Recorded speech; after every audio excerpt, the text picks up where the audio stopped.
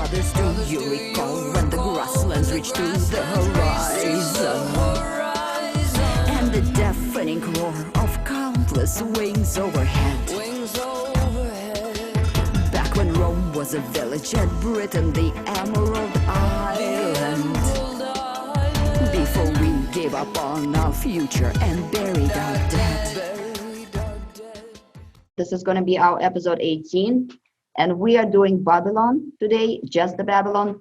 And we are also going to do, if we have time, I want to do just a basic comparison of the three major powers in that region at the time of the Bronze Age at their peak, and not the stuff that's usually in the textbooks, but the more interesting stuff, just like everyday life. What did people live like? What did they dress like? What did they eat? How did they worship? What was their personal relationships like? What kind of fabrics they had? What kind of perfume? That kind of stuff. What kind of pets they kept? And the shout as always goes out to Mervine. I'm using a lot of his material here. Much appreciated.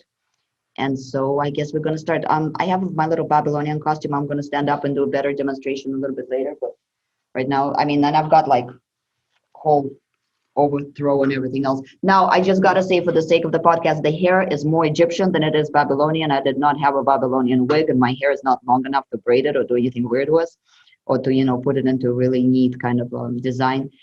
But the Babylonians were very interesting people.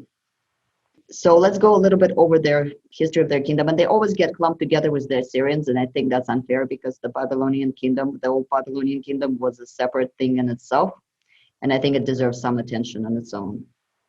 So the city of Babylon was not always called Babylon, and it was originally called Kedingira, which meant the gate of the gods. And the main character, the main deity that was worshipped in that city at that time was Proto-Marduk. It wasn't Marduk yet, he was called by a different name, but it was basically Marduk. Babylon is a literal translation of that exact same word. It also means gate of the gods, or the god's gate. Bab-Ili is how it's pronounced, Bab-Ili.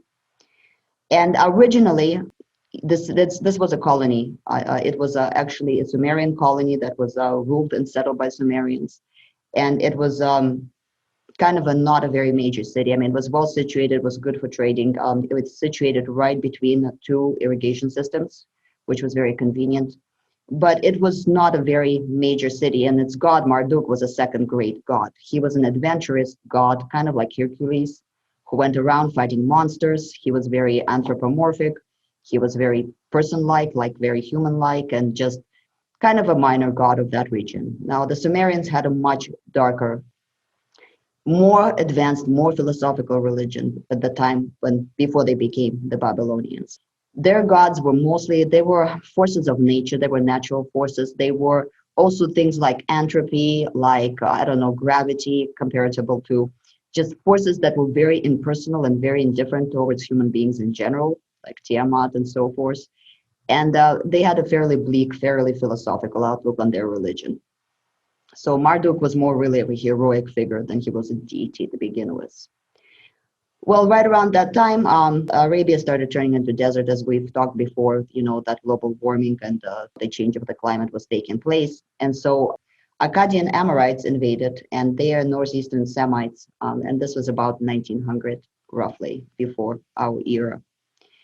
And they chose the city as their center because of its central location. Now, the interesting thing about the invasion of the Akkadians is that they sacked the cities and they killed the nobility, but they didn't mess with irrigation at all. That's one thing that they, unlike some of the later invaders, knew better than to do, is to mess with the water supply systems. And they made Babylon for basically their military base for launching further assaults on surrounding richer cities like Ur and Uruk and so on and so forth, and other Sumerian cities. So they killed all the Lugalis and they intermarried with the daughters, chopped off the head of the local Sumerian nobility, and then they intermarried with whatever was left, really. They took their daughters as their wives or instilled their own children in various temples and so forth. So that they were really kind of became the ruling elite. They took over the Sumerian world. So the Old Kingdom originally was called the Babylonian Amorite Dynasty. When the Akkadians came to this region, they found out this awesome thing, and it was called writing, and they really liked it. They generally kind of like the Sumerian civilization a lot because by this point in time, the Sumerian civilization has been around for a bit and had quite a bit to offer. So as barbarians tend to do, they grab this, they grab that, but not everything that this older civilization had. So they started writing, and they learned Sumerian language. They started writing in Sumerian, but they didn't accept the kind of the dark philosophical idea of religion that the Sumerians had. This was not very comprehensible to the nomadic tribesmen that these people had recently been. So what they did is they started to change the religion. They started to change the mythology into something that made better sense to them. And they needed a hero. They needed somebody that they could relate to, that was not a force of nature, that was not some abstract concept like gravity or whatever. And that's when they looked at Marduk. And Marduk was a very likable character. I mean, he's a hero that goes around and fights monsters. And so that's when the whole idea that Marduk went and killed Tiamat, who is basically, Tiamat is really the founding force of existence. She's the mother all and the death all, kind of faceless, shapeless monstrosity. But again, she's a force of nature. She's not good or evil. She's like entropy. So in the Akkadian idea of the way that they interpreted the Sumerian mythology is that they had this hero Marduk, who was very human-like, who went and killed Tiamat, the evil dragon. Now to Sumerians, that made absolutely no sense. It's like saying that Marduk went and killed gravity, right? But it made a lot of sense to the Akkadians. And they took it on, but they modified it significantly. The Marduk cult turned into a cult of heroic mythology. And in their, they really liked the goddess Inanna, which later will become Ishtar. That's the goddess of sex and warfare. And they even made it so that after Marduk defeated this evil Tiamat monster, that Inanna became his consort. And so they added a lot of humanity to the mythology that was originally really quite philosophical and dark. I'm going to stop for a second and see if anybody has anything to say. I was just going to say that's an interesting perspective. I like how you describe, Marduk slaying, the great dragon, as some call it. Yeah, it's kind of like slaying gravity. It's kind of a strange concept. I'd never thought of it that way. Right. Okay, my hat is back on. I have the hat. I got to be careful and not move my head too much. Now, mine is made out of vinyl. Theirs was actually made out of real metal. So, yeah, I have no idea how they managed to wear these things and not kill themselves. But I think it's more of a ceremonial looking thing. No, this is what a Babylonian wealthy citizen would walk around as. Really, just with longer hair. This was kind of their style. We'll get to that if we have time here in a little bit. So, the Tower of Babylon, we've all heard the tale. And of course, the Tower of Babylon, to those who visited Babylon, always seemed to be like it was just destroyed, it was under construction, or it was just under restoration. The actual name for the tower was Esagila, and it was a religious site within the city of Babylon. I'm going to show you a couple of pictures real quick. Some of these pictures are from later time period, but I found we don't know a lot about the original Old Babylon just because it has been sacked and destroyed so many times by so many different people. This is a later Babylon, and we'll return to this picture when we get to that dynasty. Yeah, that's the gardens. That will be much, much later. I think that's Neo-Babylonian Kingdom. The city was seated right on the river Euphrates, so they used a lot of hydraulics, and they actually used hydraulics in this Esagila, which was what we know as the Tower of Babylon. The reason why this thing was never completed is because it was never meant to be completed. It was believed that was originally the first layer of it was constructed by Marduk himself upon his defeat of Tiamat. And every king thereafter who did some heroic deed, who had a victory, either a military one or made some great advancements or, had something major, some sort of a great victory to boast of, he would add a layer to it. So this thing was constantly under construction. It actually had elevators, hydraulic elevators going up and down like lifts in it. It was very, very advanced technology for its time. It was a really giant, impressive building. It was believed to be literally a stairway to heaven that people were building, higher and higher to try to. So in that sense, the biblical story is kind of accurate. They were trying to build a stairway to heaven, but they believed that they were doing it through their good deeds. And it was a city within city. It was very large. It occupied quite a few blocks. This is another, reconstruction aerial view of a later version of Babylon. But at this point in time, Babylon was not a capital city yet, because they had the city of Akkad, which is yet to be discovered, but that was, their capital city. There's correspondence found between various bureaucrats saying this needs to be shipped to Akkad, this is arriving from Akkad, but where the city of Akkad is, nobody knows. And one of the reasons why some of these cities are hard to find is because a lot of their buildings were made out of mud brick that was not actually fired. And the reason why it was not actually fired is because they didn't have a lot of firewood in that region. And so when you had a major flood, I mean, over time, a lot of those bricks would just dissolve. Babylon, of course, had been sacked multiple times, so hardly anything is left of it. So at this point in time, we still have the main central cities that are the original Sumerian cities, and they are, Kish, Ur, there is Urak, there is Akkad, and that is when a ruler by the name of Hammurabi comes in, and he's probably the greatest revolutionary in the history of that region. Hammurabi was proponent of socialist reforms and proletariat rights. He was the defender of everybody who has been oppressed, mistreated, and otherwise second-class citizen. I mean, he was kind of BLM of his own time. At least he presented himself that way, because what happened is when the Akkadians ran over Sumeria, they did not understand Sumerian economics at all. What they did understand is that there was a lot of riches here and they could get rich. And so they started getting rich. And so instead of any sort of controls and balances in the economic system, you had basically a wild oligarchy going on, and there was a lot of money lending. There was, loan sharks really became the ruling class. People were constantly falling into debt, selling themselves into slavery or having themselves taken into slavery. And the rich people were getting richer and the poor people were getting poorer. At the same time, the Sumerians, which were really the intellectual layer of the society, they were not treated as first-class citizens. They were not treated the same as the Akkadians. They were kind of discriminated against, and they were quite discontent because this was technically their land. The majority of the knowledge was their knowledge that was being used. So around 1750s, Hammurabi came in with this cry that he is going to, bring under control this wild, uncontrollable oligarchy and this free market, free-for-all market. And he acted as the leader and the defender of the masses and of their interests. He also positioned Marduk to be the protector and the champion of all the poor and the oppressed and anybody who felt mistreated within the kingdom. And so what happened is, when he decided to take power, he had backing him. Oh, and he promised if he came to power to give equal rights to the Sumerians and the Akkadians. And that was a big deal. And he also promised to do away with all the debts, which by this point in time, people were absolutely just suffering from. So what happened is behind him united all the poor, whether Akkadian or Sumerian, and at the same time, the Sumerian elites also backed him. So he came to the throne really on the wings of kind of this promise of reform. And he did.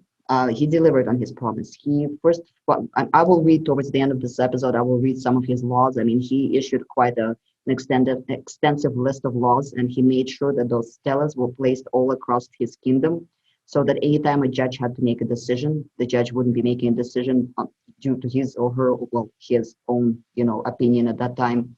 Because, in an oligarchy, you have basically the oligarch deciding who is right and who is wrong. Well, now you have the centralized law system. And he instituted a very important thing. First of all, he did equate the Sumerians and the Akkadians in their rights. And from that point in time, a new nation was born. And these people, they called themselves Biblim, and they were the people of Babylon nation. They stopped distinguishing between who was Akkadian, who was Sumerian. And they spoke the Akkadian language, but for a while they were still using Sumerian language as their, language of high intellectual discourse and also their writing system. He also instituted a law. There was a celebration of Festival of Marduk every 3 years, I believe. It's either 3 or 7. I'm pretty sure it's 3. Different sources have different accounts of it. But bottom line is, every X amount of years, they had a festival, and every, let's say it's 3 years. Every 3 years, any debts that were outstanding would be annulled, would be turned to zero. So let's say you borrowed money from somebody and it was much more than you could pay off. Well, after 3 years, your debts would be forgiven by default. And he really put a majority of his laws deal with, money lending and what you can and cannot do to a person who owes you debt. And he really, so that made Babylon a very kind of friendly place for Babylonians, because they started suddenly treating themselves with respect. Now, there was nothing in that law about how they should be treating foreigners. And so shortly thereafter, Babylon became the world's biggest moneylender to outside sources. The Babylonian Bank was huge. You know, the Iron Bank from the Game of Thrones? That's pretty much borrowed from that concept. It was this massive, terrifying organization that would get you if you didn't pay, that, you know, kings of nearby kingdoms came to borrow from. And so they did continue with the money lending. They just stopped doing it to each other within the state. I'm going to stop and see if anybody has anything to say. Also, the king would be crowned by the statue every year when he first came into power. And basically the priest would act through the statue to crowning, and their titles were not actually of king, but of like governor, because it was considered that Marduk was the king of the city. I'm glad that David brought that up. That is correct. And actually, the way that the cities were ruled now after this point, really, the king was considered to be the governor. And then there was a very, and I will get a little bit more into depth about this when we get to the way of life of different peoples. But the city was very much, it was almost ran like a bunch of guilds, like a medieval town, oftentimes that was operated by different merchant guilds and so forth, to where a lot of the laws mention that you need to get your block together and make a decision together with your neighbors. You need to have your neighbors vouch for you or vouch against you and so on and so forth. So there seemed to be more of kind of a group social rule to where it was more communal. So, but I'm just trying to get through the Babylon really, really quickly because we still have Assyria to do, and that's gonna probably be next episode. And David is a big proponent of Assyria, which I'm not at all a fan of Assyria. Fascist regime. But I have a quick question. Just to interject. When you were talking about the bank and the money lending, what did they use as currency out of curiosity? Because I never knew. They established measures of chopped pieces, so they would have like blocks and that you would chop. They did that later on in different other places too. They had standardized weights and also like an exchange rates, like these many bushels of wheat go for these many sheep and so on and so forth. They invented lending notes before they actually invented currency. To where they would actually have those letters, like they would sell bonds basically, and so on and so forth, state papers. Yeah, and I believe it was either 3 or 7 years. I know in the laws it says that if a person has served 3 years as a slave to a person that they indebted to, then they're cleared of their debt and they can go home. So the entire old Sumerian territory was united at this point in time. Babylon became a megapolis at its heights at about pre-Assyrian. It was at about 200,000, which was an absolutely enormous city. And that's when Babylon went into outer space. They launched a cosmic space expedition. They launched their geographic explorations. And they did not know whether or not there were other people out there, you know, besides the people immediately around them. They went across the desert. They wanted to know if they could find aliens out there. And they did. They ran into Egyptians. And that was quite a shock for both civilizations. And we will talk a little bit more as to why, but this was really something akin to us, you know, launching a spaceship into outer space, not knowing whether or not there's intelligent life out there and suddenly finding it. And of course, they immediately established trading relations with Egypt because that's what Babylon does. And this was around 1600s or so. So this dynasty that Hammurabi established, it ruled for about 200 years. And then the Hittites happened. And we talked about the Hittites last time. They happened with their chariots. They kind of rolled up on the city, killed all the nobility, killed the king, sacked the heck out of the city, turned around and left. And the Babylonians went, what just happened to us? What was that? Babylonians were not really good fighters at this point in time. They had their conquering kings, but once they got settled down and kind of comfortable, they would go in waves. They would have very warlike dynasty take the throne, quickly assimilate, become kind of Babylonian-ish, and then they would kind of not want to go to very hard war again. In that sense, Babylon was not terribly aggressive on and off. You know, it would have colonies outside of its territories that would let slide. One of those colonies at one point in time was Assyria, but that's a whole separate long story. The little city of Ashur at that point in time. So the Hammurabi dynasty ended when the Hittites came, and that's when the Kashgars or Kaskars, they can be called both ways, Kassites also sometimes they're called also. They came, and they are those Caucasus people from the mountains of Caucasus, and they came rolling in. Let me share my screen again and show you some maps. So I'm sorry this is in Russian, but this is the best map I have found of Babylonian territory. So what we have here in the Old Babylonian Kingdom is going to be this part right here, which is this dotted line. That's the Old Babylonian Kingdom.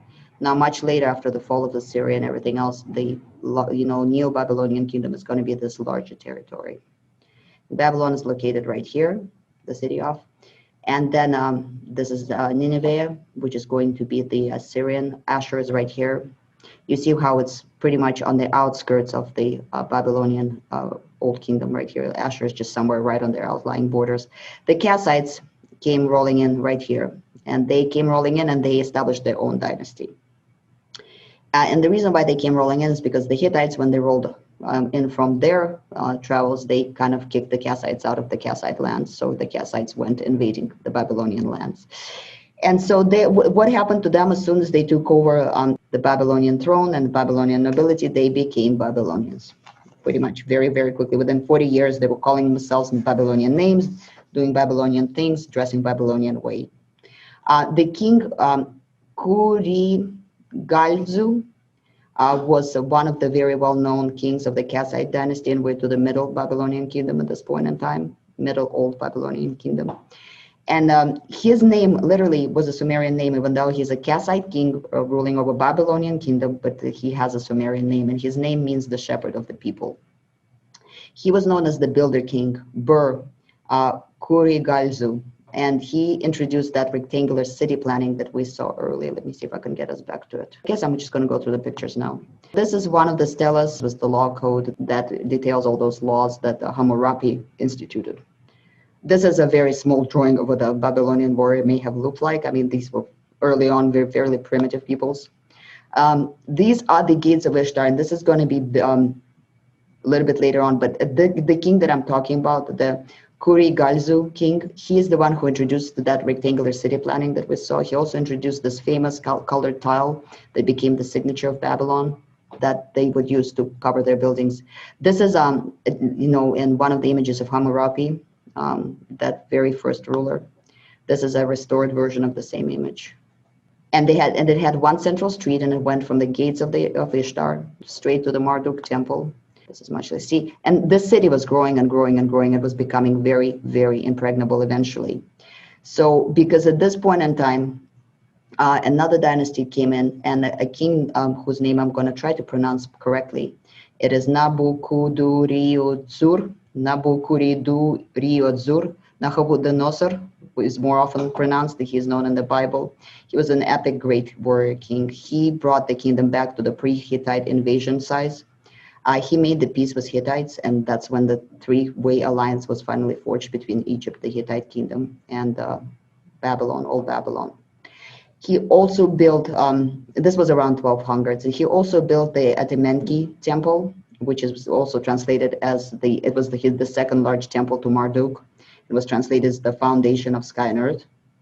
So now there were two temples to Marduk. And he also built those great walls with those beautiful gates of Ishtar. Those are the famous, these things are dragons, the famous gates of Ishtar. And of course now war rages in that region again. So once again, that's the lions, and that's an actual mosaic. So here is kind of a plan of the city. So they had the temple of Ishtar right here. They had the palace of the king, the Tower of Babel. They had the Marduk gate. They had the procession road.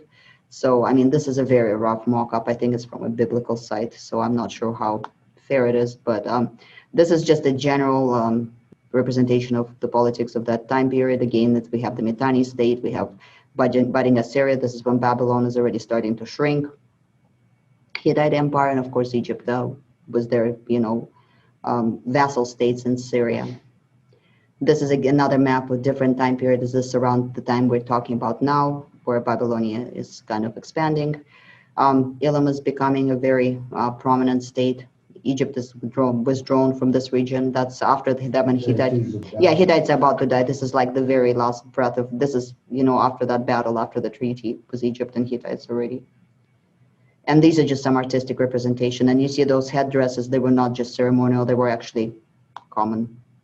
some more artistic representations. And I think that's all I have. Really not enough, a lot of images for this civilization, unfortunately, but which is why I did the headdress in the whole 9 yards. So I'm going to stop for a second, let somebody else talk. Yeah, people talking about the culture there. I know the Code of Hammurabi, that the eye for an eye that people know about nowadays, we think it's a very mean thing, but it actually improved a lot on what they used to do. It used to be you took somebody's eye, you took out their entire family and their farm and anybody that they knew. And so an equal punishment for a crime was considered a novel thing. Absolutely. Yeah, my headdresses, and I'm sure they had the same problem, but they had slaves to like correct the stuff, you know, and carry it around behind them. No, that was a very progressive law system. I agree. Go ahead, Ryan. I just actually had a question. It's about the headdress. You said something about they would even be made with metal? Yeah, so you can't really see it, but this part is made out of metal looking stuff. Theirs would actually be made out of metal, like bronze or gold or whatever. Just sounds very heavy and even more awkward. Yeah. So I will talk a little bit more about the culture. I just want to finish about the downfall of the Babylonian state, and then we'll talk a little bit more about the culture and how these people lived their lives. Babylonians were interesting people. I really like them a lot. Anybody else wants to jump in? Hey, Julie, that name that you had trouble pronouncing, you're not referring to Nebuchadnezzar, are you? Mm-hmm. Yeah. Okay. All right. So now we have the Russian version, the Babylonian version, and the English version. Thank you. Nebuchadnezzar. I just never heard the Russian version. I believe Nebuchadnezzar was like 7. He was in the Iron Age. He was in the Neo. And he was in the Iron Age, but he was still one of the Babylonian greats, so I had to mention him. So around this time, you know, the whole sea peoples, also known as the Great Iron Horde. I mean, all of this movement of peoples and all of these attacks happen. Like I said, I'm giving a very rough timeline here, without all the great details. I'm more interested in the culture of Babylon, really, than I am in the technical dates and for this podcast. You know, that was happening at the same time as Syria has started gaining strength, because that little kingdom of Mitanni, you know, the Hittites tore it up, left half of it and more or less abandoned. Assyria took it, kind of settled there, started growing teeth and claws, and at some point in time came up with siege machines. And of course, with the siege machines, when they rolled up to the walls of Babylonian, you know, capital of Babylon, Babylonians were sitting on the walls, you know, eating sunflower seeds, spitting them down on the Assyrians and going, ha, some wild people, ha, some hordes, they're not going to take our city, because that city could survive a siege literally for years. It had its own water sources. It had a storage of, you know, great store of food. So they thought it was no big deal. Well, yeah, they didn't think so. Very shortly thereafter, because the Assyrians, must have been a brilliant engineer among the Assyrians. One thing I'll give to the Assyrians, they were in general pretty brilliant engineers. They came up with true siege machinery, and they took those walls down, and they instituted a complete bloodbath within the walls of Babylon. The leader who took Babylon, I believe his name was Tiglath-Pileser. He took and sacked it. The city was flooded by the waters from Euphrates. All the Babylonians were pretty much taken. I mean, nobility was killed, non-nobility was more or less either sold and taken into slavery and sent off to work at their own ore mines, or they were just used as slaves away from Babylon. And so what started after that is Babylon as the city became the center of Babylonian ongoing partisan resistance against the colonial invading fascist oppressors. I do not like the Assyrians, okay? I'm just going to confess it right now. I'm not a fan. Assyrians were pretty brutal rulers, but Babylonians really, the soft kind of very rich, very used to comfort Babylonians started organizing for the next about 400 years. They started organizing a, you know, consistent underground resistance movement with terrorist acts and, you know, various forms of, you know, uprisings here, uprisings there, undermining, sabotaging the imperial administration at every turn. And this taught them really this resistance that went on for centuries. It taught Babylonians how to hate. So when we get the new Babylonian kingdom much later on, after the Assyrian Empire, it has its rise and fall, we get a whole different kind of population there. They have really hardened in this fight. They've become a whole different kind of peoples.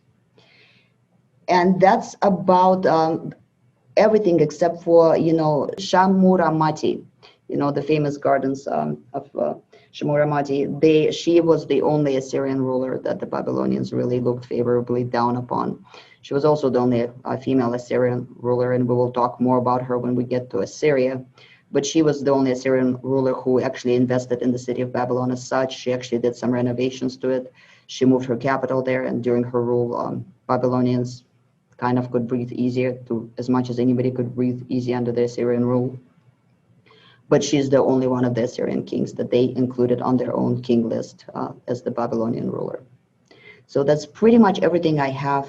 Really quick rundown of the Babylonian history. I just want to read a couple of these Babylonian rules, laws of Hammurabi, because I think they're quite telling. Like Chris said, they're very progressive for their time.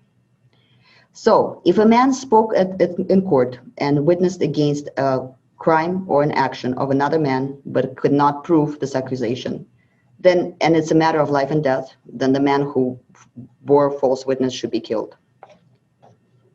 If a man has been digging in a field and he dug down to water, and this water flooded a field, then he needs to make sure and pay the owner of the field for the flooded field.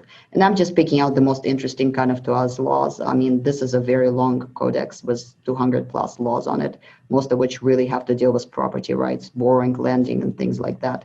Also, another thing that these laws really focus on is that if you make any transaction, you have to have an official government seal. You have to have an official witness. If you don't have a witness, if you don't have a piece of paper, it's what we would call it today, a tablet for recording the deed, it's not valid. You have to go through proper bureaucratic channels. Some of the laws regarding, for example, slavery. If a man is deeply in debt and he sold his wife, his son, and his daughter, or rented them out in order to pay his debt off, then in 3 years for 3 years they have to serve the their new master. But after 3 years, on the 4th year, they need to be released and sent home. If a man who has nothing missing claims something of mine has gone missing, and he forces his entire neighborhood to gather up, then his neighborhood needs to catch him in his lie before gods that nothing has been stolen, and everything that he demanded needs to be doubled up, and then he needs to pay his neighbors that money for their trouble. If a man has taken a woman and did not conclude, basically if he did not go and register the marriage, then she's not considered to be his wife. If a woman was caught in bed with another man, they need to be tied up and tossed into the river, common all throughout the ancient world. But if the owner of the wife decides to spare his wife, then the king will also spare the wife at his request. If a man has forcibly taken a woman who belongs to another man, who does not yet know a man, and who lives in the house of her father, and he laid with her, and he got caught, this man should be killed, and the woman should be set free, and basically no fault should be put on her. So rape is very much not okay. If a man accuses his wife, but she was not caught in the act of basically unfaithfulness, then she can swear before gods and she can go back home. If a man was taken prisoner and there is nothing to eat in his house and his wife marries another, she is not to be blamed. If a man abandons his house and runs away, and after that his wife marries another, enters another house, and the man returns and wants to take his wife back, because he ran away and abandoned his dwelling, his wife should not return back to her former husband. If a man wants to leave his spouse who has given him no children, he needs to give her back silver equal to what he paid for her bride price, and also repay her back all the her entire dowry which she brought into the house from the house of her father, and then he can leave her. Now, if a woman hates her husband and she says, "Do not take me," then her case needs to be reviewed by her entire neighborhood. And if she was decent and if she didn't commit any sins, but her husband was unfaithful and was insulting her, this woman has no blame and she can take all her belongings and go home to her father's house. So, you could divorce at the initiative of the female.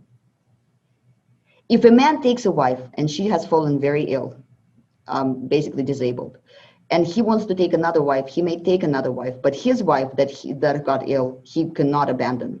She needs to live in his house, which he built. For as long as she lives, he needs to basically pay for her upkeep.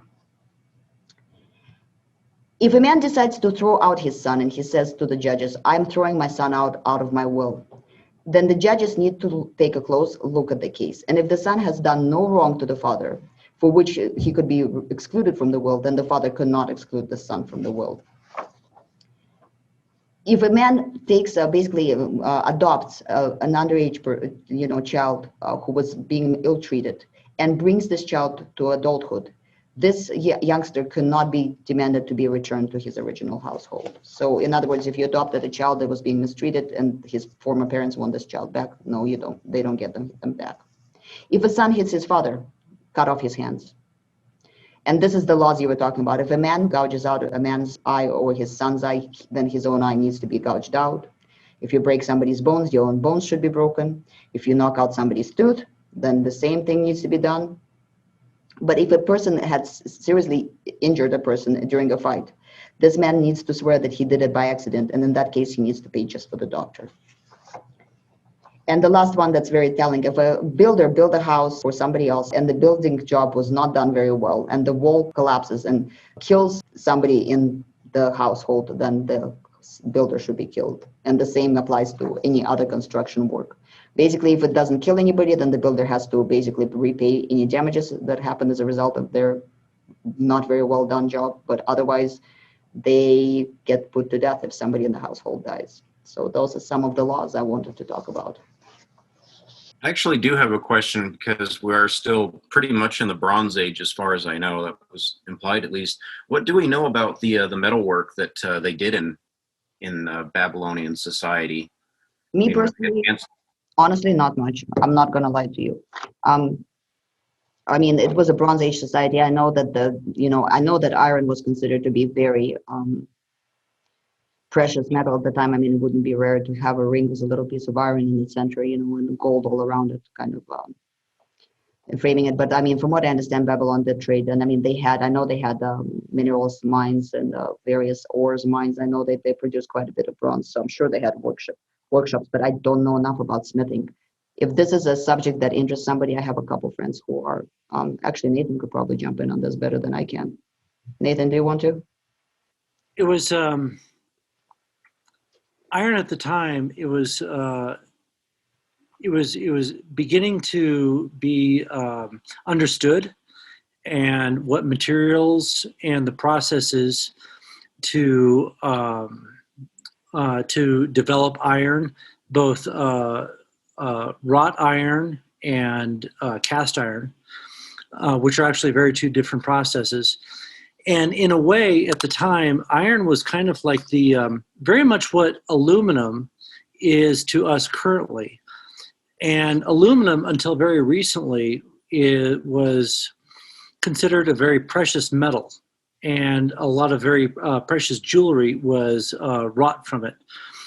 Until the industrial processes said, "Oh, this is how we develop aluminum," and then it became so very commonplace. And iron at the time was very much a similar process. Bronze production was a technology that was understood, but it was the materials for which were becoming increasingly rare. And so the materials were becoming increasingly rare, and then you have this other technology of iron and the understanding of iron, which resulted and yielded in some ways, if you will, if you want to talk about weapons, a better weapon. And it was a crossroads, if you will, of technologies.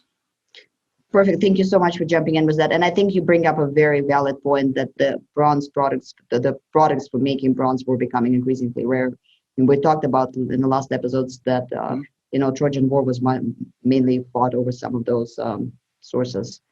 And it seems like there was, and the Hittites who had the secret of, making iron, they didn't really know how, they kind of knew how to make it, but they ran out of all the natural iron that was easily mined or was easily gathered at that point in time. Their iron advantage went more or less down the drain. And I think that's where the advantage of the iron horde was that was starting to invade it towards the collapse of the Bronze Age, that they brought some of those technologies with them. The Dorian Greeks did, and so did some of the other invading peoples. But that was probably one of the many contributing factors, not just the central one. Yes, and and it's interesting. So in not just your recent videos and presentations, but in a number of them, you show pictures of Bronze Age weapons, and it's surprising how some of the Bronze Age weaponry is very well preserved, and some of it is not. It's actually quite corroded. And what that tells me is that the material that they were working with was actually quite impure. Yeah, and non-uniform. And so it's really interesting to look through those pictures that you present, and to see the very varying degrees of the preservation of the metal. And we see that later with iron also, don't we? Yes. Yeah, same thing. All right, guys, I'm going to move everything. There's going to be rustling for a second. I'm going to show you this whole outfit that I just spent 3 days making. So just bear with me for a second. Can anybody hear me? Coming through. Yes. Okay, cool. So, so what did your average Babylonian look like?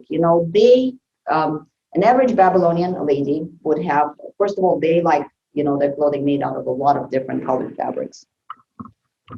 And they didn't really have the art of sewing down as well as we do. I mean, they didn't really have tailored clothing yet, but they had really long, and they mostly had wool. I mean, I didn't make this whole thing out of wool, because if I would have made it out of wool, I would have died. But I made it out of pretty heavy fabric. Babylonians liked long clothing. Being rich meant you had really long clothing. This is kind of short. I mean, it's obviously dyed red, which is purple, the royal purple, which was very, very expensive. But their, overhanging things would trail very far back. They wore a lot of gold. A Babylonian noble lady, she would wear a really tall hat. A lot of times their hats were made out of metal. And this is my little, they like to have a lot of metal, gold, and other things on their different colored fabrics and stuff like that. And underneath, they would have a tunic, either with or without sleeves, with a lot of drapes and layers and various buttons on. Of course, a lot of golds, a lot of belts. Again, long down to the ground. I mean, I'm wearing average sandals, but I mean, just because I didn't have anything that would match. But, they obviously woven sandals on their feet, very similar. Their hats oftentimes were made out of precious metals. They had stones in them. They had various metal attachments, lots of gold and lots of heavy stuff. Now, an average Babylonian noblewoman, she would pale her ears. So her ears would, and I did that, she would whiten her ears, because red ears is ugly. Yuck, yuck, yuck. She would paint the inside of her nostrils black. She would, of course, have, the eye makeup, which the Egyptians later partially borrowed from the Babylonian style. And that's what she would wear. Now, Babylonian male, on average, would wear similar attire, very long, but to where a Babylonian woman would paint her eyes black, a Babylonian man would paint his eyes red or yellow, gold, or blue, or some other color. Both sexes painted their eyes. And of course, the pride and the joy of a Babylonian male was, of course, his beard. And the beard was oftentimes cut in different styles. It was supposed to be, neatly kind of coiled around. And so the beard oftentimes would be colored. It was very fashionable to dye your beard either blue or red, or one of the colors that was super fashionable was bright pink, which is really hard to keep up. Being gray was not acceptable in ancient Babylon, so everybody dyed their hair. Men spend hours curling their beard in the morning. They would cut it sometimes in just a neat square. Sometimes they would have it in multiple tails coming out. By contrast, I'm just going to run through this real quick since we're running out of time. An Egyptian, on average, would be dressed more in linen. Egyptians had much more form-hugging clothing. They had more austere clothing in the sense that, a noble Egyptian could be walking around in nothing but, basically a loincloth. And the thing that our, Egyptian female, even a very high ranking, could be walking around in kind of almost see-through linen. Like the Egyptians could make really fine linen to where it became almost see-through outfit. And Egyptians shaved, to where the Babylonians had the sculpt of their hair. Egyptians had minimal makeup, just their eyes, mostly for medical reasons, and they shaved pretty much head to toe. that was very, to the point that the culture of shaving was so widespread in Egypt that even slaves shaved oftentimes, because even if I'm a slave, I'm still going to remove this growth on my face. Their hair, oftentimes Egyptians, especially royal ones, would shave off altogether and wear special wigs, sometimes made out of human hair or horse hair or other various implements. Makeup-wise, Hittites, on the other hand, Hittites, dressed very much more practically. They were really kind of warrior-oriented society, and the Hittites wore their hair short, kind of cropped. Both men and women Hittites did not wear any makeup. They did not believe in makeup. As far as the situation was women, now in Babylonia, of course, you had the temple prostitution, which was a very highly respected profession. The priestesses of Ishtar, there was a couple of the laws regarding the priestesses of Ishtar, were the only women in Babylonian class who literally could, break into the king's palace and, was a demand that we need funding or we need to do this. I mean, the high priestess of Ishtar had absolute respect of the people and of the king. A priestess of Ishtar could be traveling from one temple to another amidst two warring regions of, Babylon, and kind of go, stop, I'm traveling here, give me some horses. Priestess of Ishtar was not, men could serve Ishtar too, but they could not reach such high ranks as females. And of course, it's called temple prostitution for a reason. These women were highly educated in the arts of sex and pleasure. And of course, the people who came to the temple paid for the pleasure of spending the night with Ishtar, basically. Now, the actual Babylonian women, the normal women who were not dedicated priestesses, also usually were expected to spend at least one night in their life serving as the priestess of Ishtar. But in order to be accepted into that class, you had to go through really meticulous selection and, special trials and training and so forth. Now, in Egypt, outlook towards sex was a lot more closed off, but Egyptians had much more open outlook on nudity. They didn't really, see exposed female breasts as something indecent, to where the Babylonians definitely did. As far as women's rights, like I said, Babylonian women, average Babylonian woman, if you were married, it was kind of like Victorian England. If you were married to a rich gentleman, you went shopping with his money. Women didn't have a lot of personal rights, but they were not really oppressed. To where, as we talked about last time in Hittite Empire, women had almost equal rights with men. And then in Egyptian kingdom, women had a lot more freedoms, like they could inherit and they could do things like that, but sex was a little bit more oppressed. It was not as, sanctified sex among partners who have been approved by the gods and the king was okay, but, premarital sex, for example, was not very highly favorably looked upon. All of these civilizations had one form or another of cleanliness, of some sort of washing. It was very important. Scented oils were used heavily in all of those civilizations. Let's see. I have something else, and I have no idea what it says. Oh, skincare. Skincare was really important to the Babylonians. Any sort of they tried to keep their skin very clean. In all those cultures, except maybe for the Hittites, females being very light colored was important. You see that in depiction in a lot of these ancient cultures. They tried to avoid the sun. They tried to use different bleaching techniques to keep their skin as light as possible. For Babylonians, it was considered to be very bad tone to have, wrinkles or any sort of spot marks like that. So they used quite a bit of makeup. Pets wise, Babylonians, they kept mostly weasels and mongooses. They didn't have cats. Cats were an Egyptian know-how. They, I'm going to try to remember what this bird is called in English. Heron? Night heron? And they have mating rituals that are real pretty. Basically, they kept those birds as their pets with their wings trimmed. They would dye them different colors because these birds have very beautiful mating rituals, mating dances. They also kept water snakes oftentimes in their wash areas because they were believed to be, to emit non-poisonous ones. They were believed to emit good fluids that would make you stay younger for a longer time and so on and so forth. So those were fairly tamed. They also tamed cheetahs and used them in their hunting. And of course, they had dogs and horses and all that stuff, mules, bulls, sheep, and everything else. Egyptians, they kept everything as pets, absolutely everything. You name it, they kept it as a pet because every animal was dedicated to a specific god. So, having a crocodile in your pond was not a bad idea. Crocodiles can be tamed not to attack people. I mean, if you want to keep a baboon, if you wanted to keep Of course, there was a huge cult of cats in Egypt, but Egyptians literally kept every animal imaginable as their pets, or as their companion animals. And we see that in some of the Egyptian artwork.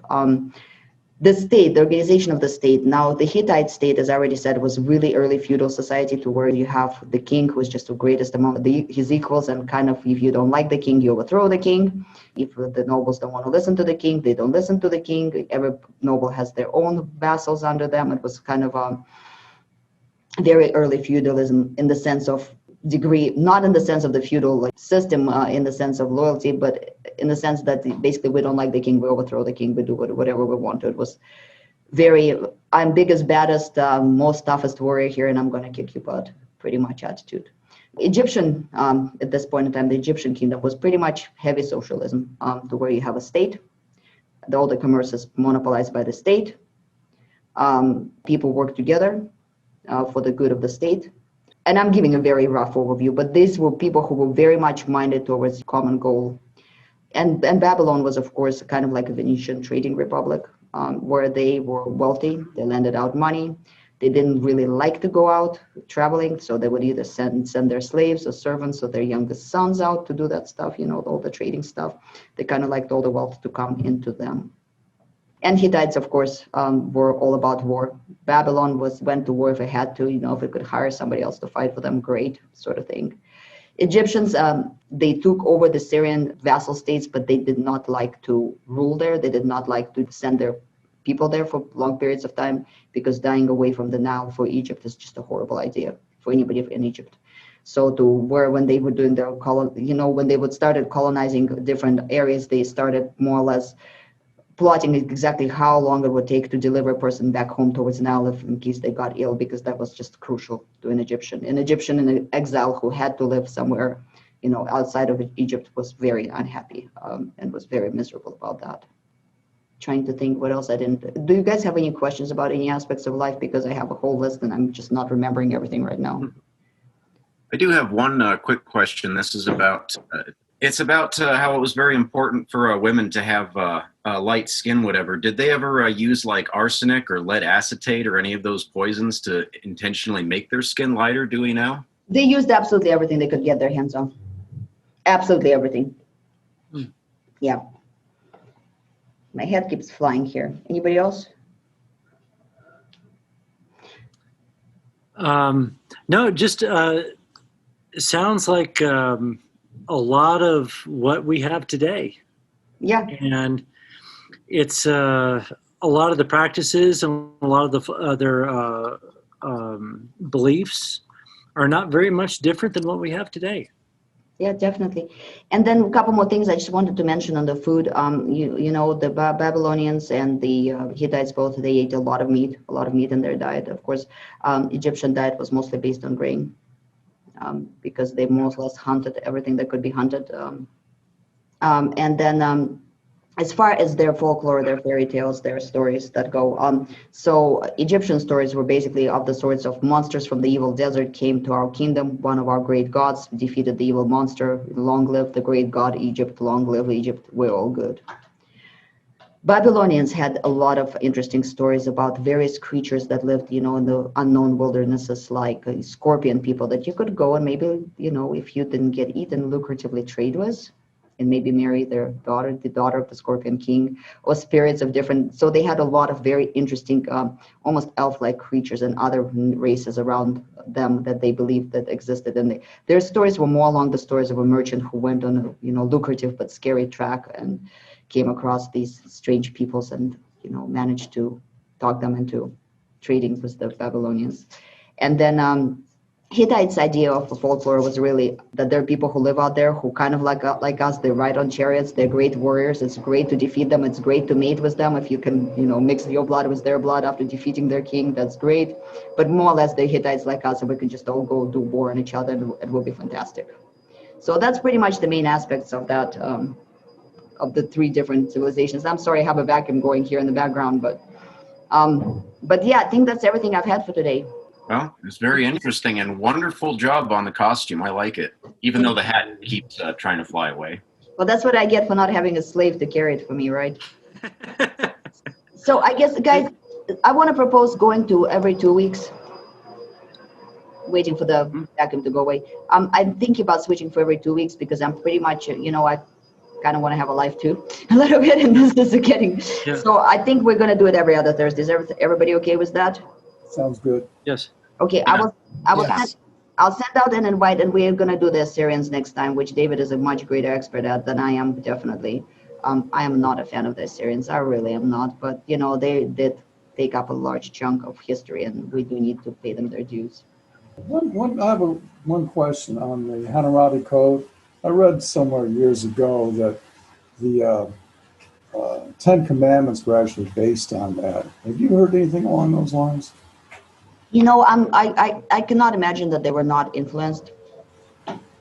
David, do you want to jump in on that? David jumping in to answer that.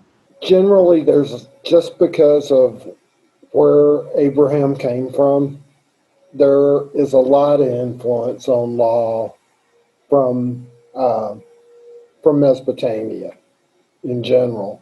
There have been some suggestions that some of it came, the legal code specifically of Hammurabi, that some of them did. But just the general idea of writing down your laws on the tablet was kind of Mesopotamian, starting with Sargon of Akkad. But Hammurabi's is probably the most famous of those. Yeah, it was just about it. That's one thing that's in the Bible. They refer to the Code of Hammurabi, and in the things that Jesus came up with, like, don't do that like that they used to do in Hammurabi's time. Do this instead. So Right. It was certainly a base point at which the Jewish people were doing things. Definitely. Well, and I mean, if you think about it, we're going to talk about the Jewish Genesis and all of that a little bit later on, but they interact with a lot of these peoples, and they took a little bit from Egypt, they took a little bit from Hittites, they took a little bit, and all these people are really mentioned in the Bible one way or another. For example, the Persians later on will actually be mentioned in very favorable light just because of the whole Babylonian captivity, for example. So, Including your God. yeah. So, all right, everyone. Well, thank you very much. Unless somebody else has anything else to jump in with, this was kind of like our light version without all the heavy historical stuff. But I thought it would be fun to do something like this. No, it's wonderful. It's like moving forward, seeing kind of the genesis or the roots, if you will, of 1001 Arabian Nights. Yeah. Yep. Definitely. That's a good point there. All right, then, everybody, thank you very much. And we're going to not meet next Thursday, but the Thursday after. Thank you, everyone. And I'm going to have the previous episode up tonight. Wonderful. Okay, thanks. Bye. Thank you. Thank you. Everybody be well. Orange glow of a campfire, pale electrical glow. Both cast out shadows as our legends unfold. We are the archetypes that exist within every man's soul. And we will live forever as long as stories are told. We are the archetypes that exist within every man's soul. And we will live forever, or as long as stories are told. We are the archetypes that exist within every man's soul.